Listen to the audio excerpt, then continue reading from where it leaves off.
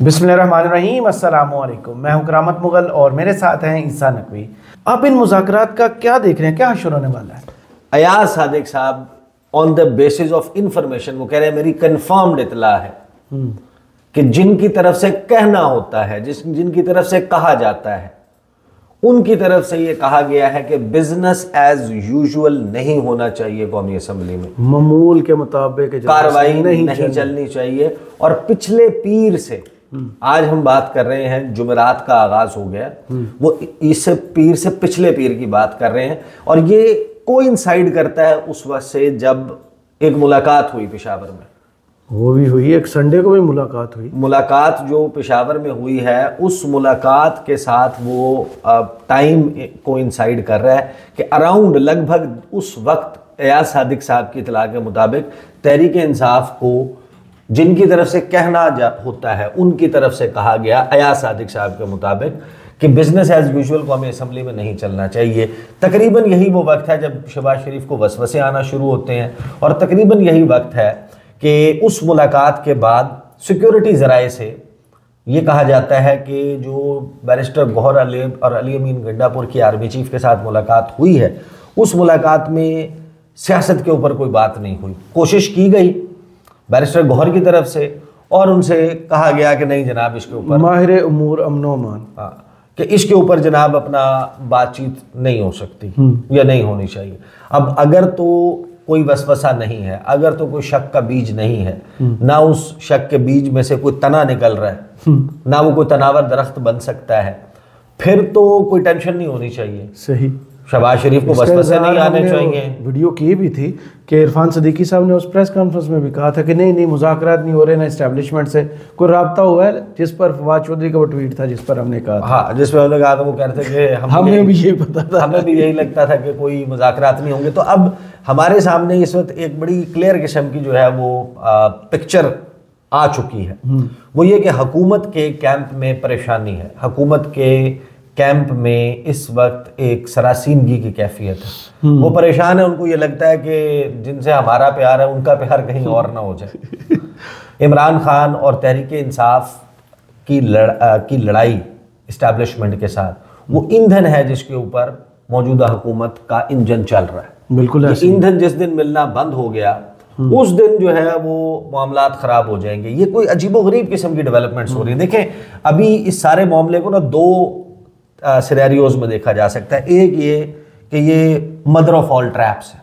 अच्छा, कि कोई मदर ऑफ ऑल ट्रैप्स आया तहरीक इंसाफ को, इंटरनेशनल प्रेशर शुरू होता है अराउंड 15 दिसंबर, वो पीक पे जाना शुरू होता है और अचानक से तहरीक इंसाफ ये कहती है कि हम मुज़ाकरात के लिए राज़ी हैं और वो हुकूमत और इस्टेब्लिशमेंट जो मुज़ाकरात के लिए बिल्कुल हाथ नहीं पकड़ा रहे थे, कमेटियाँ बन जाती हैं, मुज़ाकरात पर बैठ जाते हैं, इंटरनेशनल प्रेशर थोड़ा सा ईज आउट होना शुरू होता है। तो एक तो ये इसमें थ्योरी हो सकती है कि ये सारे का सारा एक ट्रैप है। अच्छा, कि मुज़ाकरात में उलझा दो, थोड़ी सी अच्छी वाइब्स दो, रिलैक्स थोड़ा सा कर दो, चीज़ों को थोड़ा सा बेहतर कर दो, पॉलिटिकल स्पेस थोड़ी पैदा कर दो, धूल बैठेगी तो कुछ नजर आएगा। लेकिन वो उसका मतलब ये कतन भी नहीं है कि कोई तहरीक इंसाफ के लिए कोई ओपन फील्ड बन गई और मौजूदा हुकूमत के खात्मे का कोई वक्त आ गया। लेकिन मौजूदा हुकूमत की हालत ये है कि वो इतनी सी स्पेस भी क्रिएट होते देखकर,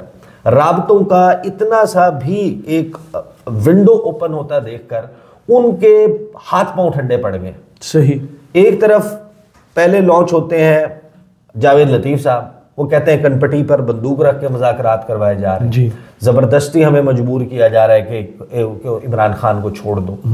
फिर ख्वाजा आसिफ साहब वो इसमें आते हैं कि देख लेना कहीं हाथ ही ना हो जाए तुम्हारे साथ। वो जो ख्वाजा साद रफीक के वालिद के ताज़ीती कॉन्फ्रेंस के ऊपर वो खिताब करते हैं, वहाँ पर वो गुफ्तगू करते हैं, फिर टॉक शोज़ में मुख्तलिफ बैठकर वो मुज़ाकरात के प्रोसेस को डीरेल कराने के लिए बात कहते हैं सबसे ज़्यादा रोड़े में अटकाऊंगा, मैं सबसे बड़ा मुखालिफ हूँ। फिर वही कुरान की कसम खा के कहते हैं नहीं मुखालिफ नहीं। फिर आना शुरू होता है उसके नतीजे में वसवसे शहबाज शरीफ को, उसके बाद इरफान सदीकी साहब की एंट्री होती है और लेटेस्ट है अयाज सादिक साहब की, जो ये कह रहे हैं कि पिछले पीर से उनकी तरफ से जिनकी तरफ से कहा जाता है कहा गया है अपोजिशन के दोस्तों को कि आपने बिजनेस एज यूजुअल नहीं चलने देना। तो इस वक्त एक परफेक्ट किस्म की बदएतमादी पैदा होती दिखाई दे रही है मौजूदा हुकूमत के और इस्टेब्लिशमेंट के दरमियान। सही। दूसरी तरफ पाकिस्तान तहरीक इंसाफ के लोग हैं, उनका कॉन्फिडेंस, ये दोनों कहानियां साइड बाय साइड चल रही है ना। एक, फैसल चौधरी साहब जेल से बाहर निकलते हैं, वो कहते हैं इमरान खान साहब रिहा होने वाले हैं। उसके बाद जनाब इमरान खान साहब के बड़े कॉन्फिडेंस से भरपूर किस्म के मैजिक बॉल वाले बयान आना शुरू हो जाते हैं। उसके बाद अलीमा खान साहिबा उसी किस्म के बयान देती हैं। साहबजादा हामिद रजा मेरे टॉक शो में बैठकर उन्होंने बयान दिया, उन्होंने कहा कि हमारे मुस्कुराने के 2-2.5 साल मार खाने के बाद हमारे मुस्कुराने के दिन आ गए। उस अगले दिन वो काशिफ अब्बासी के शो में बैठे, वहाँ पर उन्होंने कहा कि हमारे मुस्कुराने के नहीं, हमारे कहकहे लगाने के दिन आ गए। फिर डरी हुई हुकूमत को मजीद डरा दिया। फिर पाकिस्तान तहरीक इंसाफ के बहुत सारे लोग अभी भी अलकादिर केस में, ट्रस्ट केस में इमरान खान को 1400-1450 साल की 100 साल की सज़ा सुनाए जाने के बाद भी वो ये कॉन्फिडेंट हैं, वो ये कह रहे हैं कि चीज़ें जो है वो मूव हो रही हैं और इमरान खान जो है वो बड़ा जल्द बाहर होंगे और मामला जो है वो डील पे फंसा हुआ है। इस तमाम सिनेरियो में इमरान खान का स्टेटमेंट अडियाला जेल से आता है। इमरान खान कहते हैं कि खुशाइंद है ये जो बातचीत मुलाकात हुई और अली अमीन गड्डापुर की हुई है, तो हम तो ये कहते हैं कि बातचीत और मुज़ाकरात होने चाहिए और वही होने चाहिए। अब ये वो सिनेरियो है जिसमें अब आप गुफ्तगू कर रहे हैं 23 जनवरी, और 23 जनवरी का मंजरनामा हमें ये बता रहा है कि 9 दिन के बाद 31 जनवरी की डेडलाइन है और 31 जनवरी के बाद तहरीक इंसाफ की तरफ से है कि मुज़ाकरात का सिलसिला ख़त्म हो जाएगा। सही।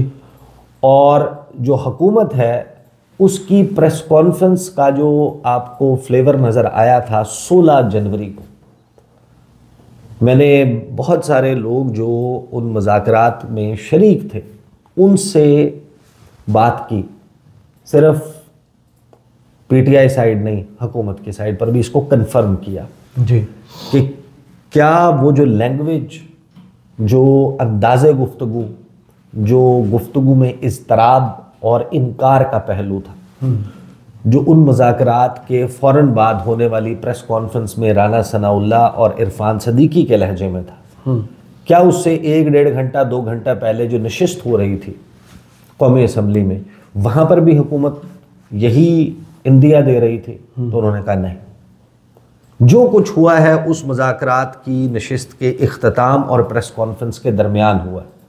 फिर जब आप उसको ज़रा बारीक बीनी से देखते हैं तो वो टाइम है जिस वक्त वो अंदर बैठे थे, उस वक्त तक आर्मी चीफ और बैरिस्टर गौहर एंड अली अमीन गड्डापुर की मुलाकात की कन्फर्मेशन नहीं आई थी। अच्छा।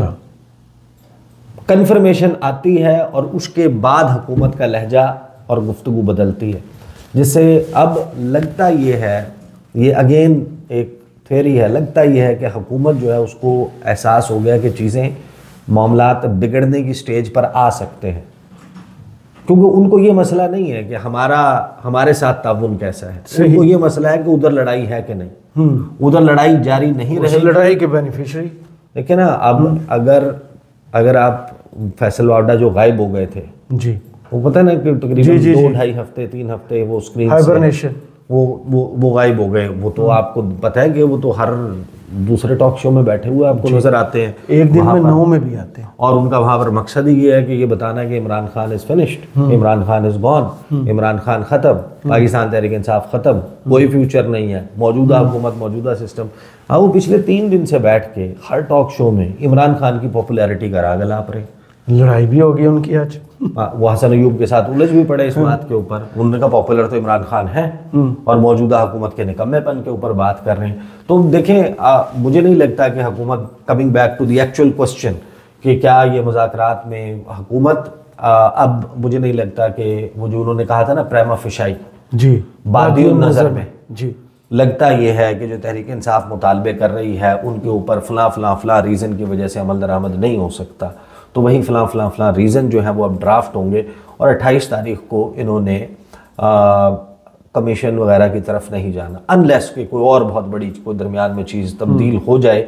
फिल वक्त यही नज़र आता है कि मुज़ाकरात अब फिल वक्त 9 मई के हवाले से तो कंफर्म आ गई ना कि नहीं बना, ऐसे ही पीछे बचता है 26 नवंबर का, तो उसमें मोहम्मद मालिक साहब बहुत पहले बता चुके कि उसमें हुकूमत कभी भी नहीं जाएगी क्योंकि इल्ज़ाम उन पर है गोली चलाने का। तो अब ले दे के सारा मामला आ गया कि 31 जनवरी से ऑनवर्ड पाकिस्तान तहरीक इंसाफ ने क्या स्ट्रेटजी रखनी है। और आज जिस वक्त हम ये गुफ्तगू रिकॉर्ड कर रहे हैं, अभी थोड़ी देर के बाद हम ये लगा देंगे, इस वक्त वाशिंगटन डीसी में ब्रीफिंग चल रही है कांग्रेसमैन को, और उस ब्रीफिंग के नतीजे में ऑनवर्ड क्या डेवलपमेंट्स होती हैं और क्या आने वाले 1-1.5 हफ्ते में 2 हफ्ते में किसी हेयरिंग का एहतमाम, कुछ बयानात का सिलसिला शुरू होता है, तो उससे फिर वो ये जितने भी एलिमेंट्स मैंने गिनवाए हैं, ये सारे डॉट्स कनेक्ट ये इनमें बदलाव आएगा according to the temperatures, international temperatures. सही। वो किस किस्म के चल रहे हैं और हुकूमत क्या कोशिशें कर रही है, उस पर फिर हम अगली वीडियो में बात चलें। बहुत शुक्रिया ईसा नकवी आपके वक्त का।